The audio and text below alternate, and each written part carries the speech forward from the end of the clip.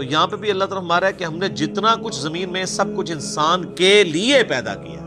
اور دیکھیں سر، ہر چیز انسانیت کی خدمت میں لگی ہوئی ہے. آپ کسی چیز کا ذکر کریں، ہم آپ کو سائنٹیفکلی پروف کریں گے کہ وہ انسان کی خدمت میں ہے. سورج انسان کی خدمت میں ہے.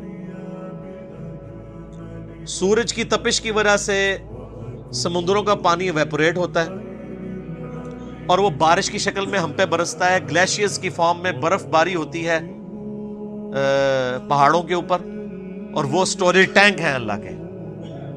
ورنہ سمندر سے اگر آپ کو یہاں پانی لانا پڑے 1000 کلومیٹر دور تو مصیبت نہ بن جائے. تو وہ فری میں وہاں سے پانی پہنچ رہا ہے شمالی علاقوں میں، وہاں پہ گلیشیئرز، اور پھر اسی سورج کی تپش سے وہ گلیشیئر پگھلتے بھی ہیں. اگر آپ کو گلیشیئر پگھلانے پڑ جائیں تو کتنی انرجی چاہیے. آپ کے تو گھر کی گیس نہیں روٹی پکانے کے لیے پوری ہو رہی، ان گلیشیئرز کو کون پگھلا سکتا ہے؟ اور پھر وہ جب گلیشیئرز پگھلتے ہیں تو زمین کے اوپر بھی دریا چلتے ہیں اور زمین کے نیچے بھی سوتوں میں دریا چلتے ہیں. سینکڑوں تربیلا ڈیم کے برابر تو پنجاب صرف زمین سے پانی نکال رہا ہے، وہ اللہ کے بنائے ہوئے ڈیم ہے.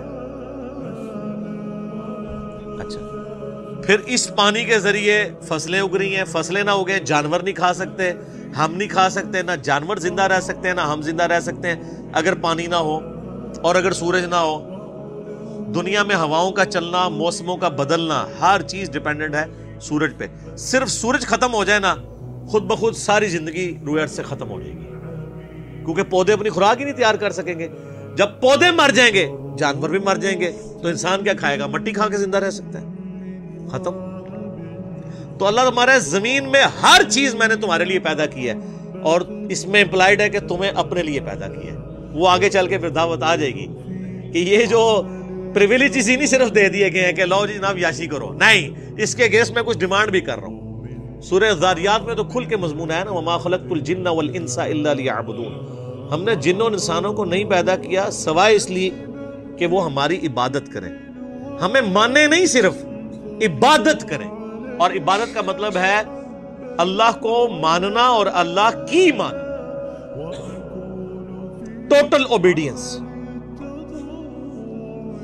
ثم استوى الى السماء، پھر اللہ تعالی آسمان کی طرف متوجہ ہوا یا مستوی ہوا. فسواہن 7 سماوات، اور پھر آسمانوں کو 7 آسمان بنا دیا. وَهُوَ بِكُلِّ شَيْءٍ عَلِيمٌ، اور وہ ہر چیز کو اپنے علم کے ذریعے گھیرے ہوئے ہے. اب یہ پورا بریک اپ پھر آگے جا کے سورہ ہود میں، سورہ حامیم السجدہ میں آئے گا کہ 6 دنوں میں اللہ تعالیٰ نے جو ہے وہ زمین و آسمان کو پیدا فرمایا. استوا الی السماء ہے، ہم اس کو اللہ کے سپرد کرتے ہیں کہ جیسا کہ اس کی شان کے لائق ہے اس کا بلند ہونا. اس کی کیفیت میں ہم نہیں پڑھ سکتے، یہ متشابہات میں سے.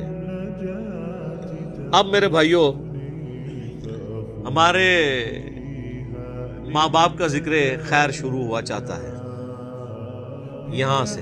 یہ ہے امپورٹنٹ رکوع.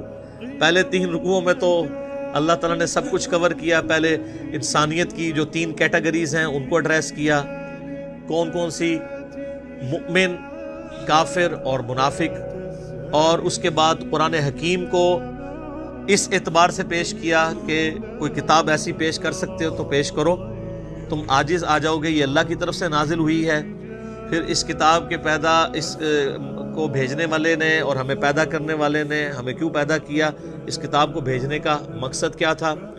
پھر بنیادی بات سے یعنی چیزوں کا آغاز کیا کہ اللہ تعالیٰ نے تمہیں زندگی دی ہے، 2 موتیں اور 2 زندگیاں، اور اس کے بعد زمین پہ اس نے تمہیں بسایا ہے. یہ میریکل پلانٹ تمہارے لیے بنایا ہے. یہاں پہ اللہ نے اس کو اس قابل بنایا کہ یہاں پہ تم زندہ رہو.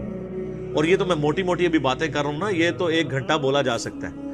ملینز آف فائن ٹیوننگ صرف روئے ارض کے اوپر ہے، ملینز میں، کروڑوں کی تعداد میں. ان میں سے 1 فائن ٹیوننگ بھی ڈسٹرب ہو جائے نا، صرف سورج اور زمین کا فاصلہ ڈسٹرب ہو جائے نا، تب بھی یہ زمین پہ ساری مخلوقات تباہ و برباد ہو جائے.